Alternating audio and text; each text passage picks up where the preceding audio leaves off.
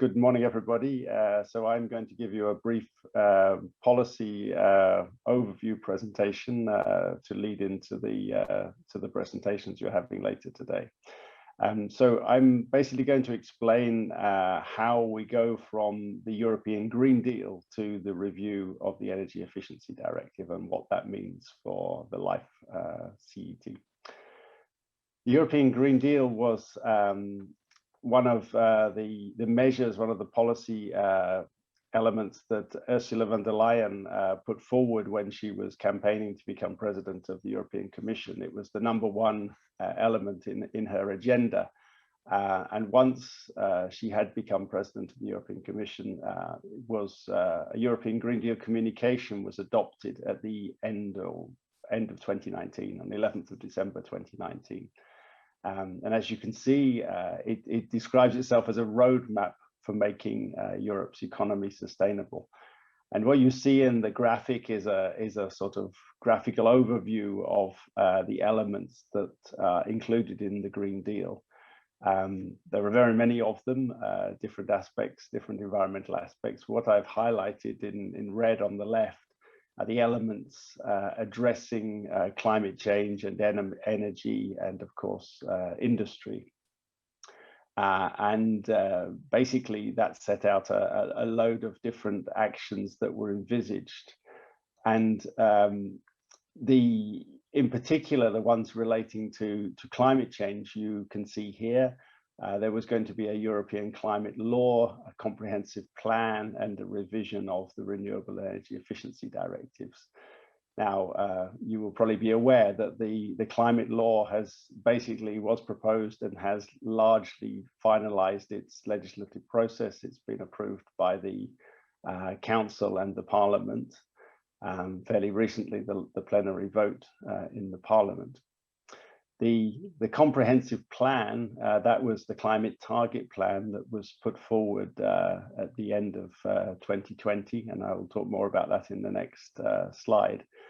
And basically that explored the achievability of a 50 or 55% reduction in greenhouse gas emissions by 2030. And then there are a number of other mechanisms that were mentioned apart from the renewable and energy efficiency directives. There was also the carbon border adjustment mechanism, as you can see here, and that you will hear more about later as well. The climate target plan, this was published in September 2020, and basically it's the Commission's proposal to raise the overall greenhouse gas reduction ambition.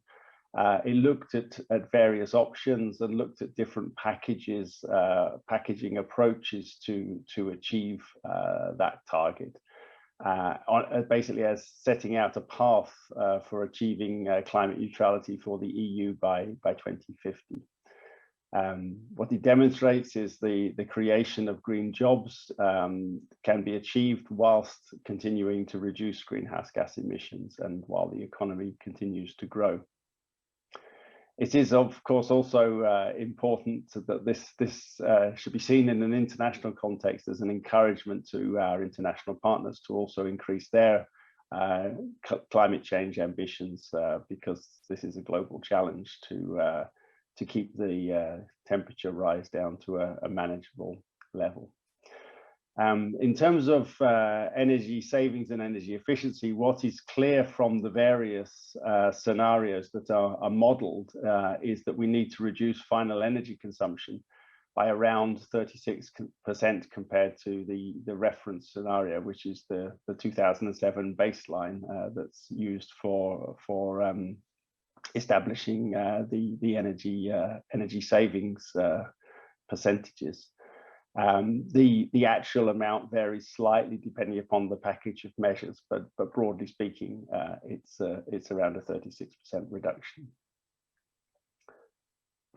Following on from the climate target plan, which showed the sort of broad outlines of how the mechanisms for reducing greenhouse gas emissions would need to be adjusted.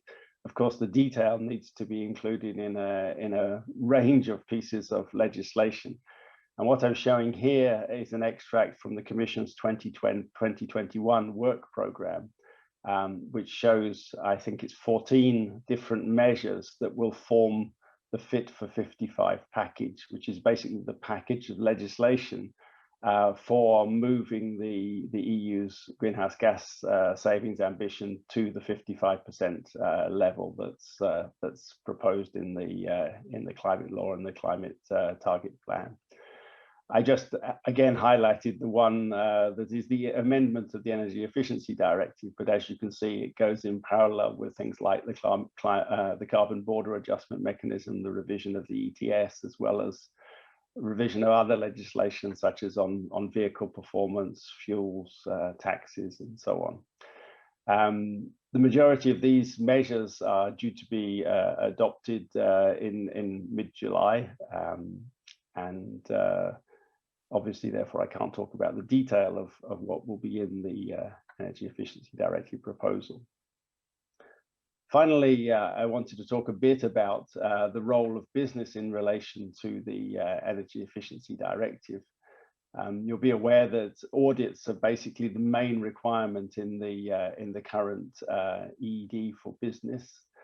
There's a requirement for member states to promote their availability, cost-effective and high-quality energy audits. They should develop programs to encourage SMEs to undergo energy audits.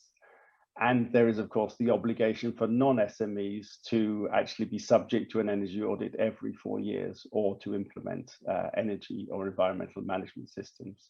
And of course, these provisions, are in the current directive and will remain in force for some time until there is a revision of the directive. And what our analysis shows is that there's a relatively low rate of implementation of the cost-effective energy saving recommendations that are shown that come out of audits. And we had a report that was published earlier this year on the implementation of Article 8.4, the mandatory audit obligation, which explored some of the reasons for the difficulties of implementing this requirement and some of the options to improve it and what the implications of those different options would be. And this report was, of course, a very important piece of evidence that fed into the impact assessment that we were carrying out to look at options for amending the EED, and in particular for strengthening these audit requirements in it. As I mentioned, we have reached the end of that process. So there was an extensive stakeholder consultation as part of the input to the impact assessment. And now the proposal for the revision of the Energy Efficiency Directive, along with the rest of the package, is being considered by the College of Commissioners before it will finally be adopted in mid-July. And then the proposals on how to amend these requirements will also become public. And with that, I think that's all that I have to say this morning. So thank you very much. I wish you all good luck with your bids in the LIFE program. Thank you.